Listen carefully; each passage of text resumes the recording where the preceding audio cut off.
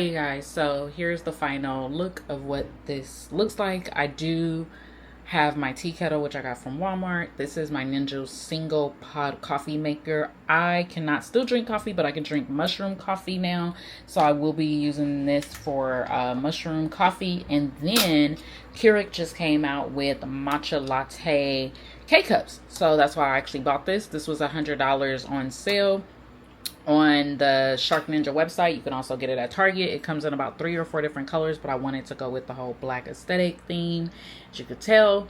I did go ahead and start me a new coffee bar area, so I had some French vanilla syrup, which I got these canisters off of Amazon, so I'll try to link those. And then I also got salted caramel. I only need like 2 flavors, caramel and vanilla. That's it. This is my collagen powder. I got these containers out of Home Goods. And then that is some white sugar. We really don't use a lot of sugar in this house anymore, but I wanted to fill it up.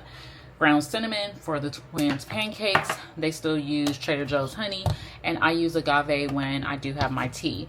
Then down here is just my supplements, and obviously a phone stand. So this is what it looks like. I do have this set up where I can slide it if I want to, but I really don't need to. I will say it is a mat that you could just use to protect your counter.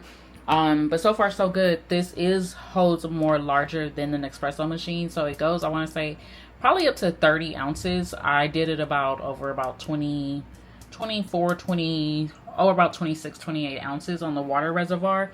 I do like that it has a spoon on this side, and it has a frother that you can take off and clean as well, so I can also still froth my milk. And there's a push of the button right here, so to froth it as I am making my matchas. So yeah, stay tuned. I'll show you guys a short video of how I make them. Other than that, enjoy. Talk to you soon. Bye.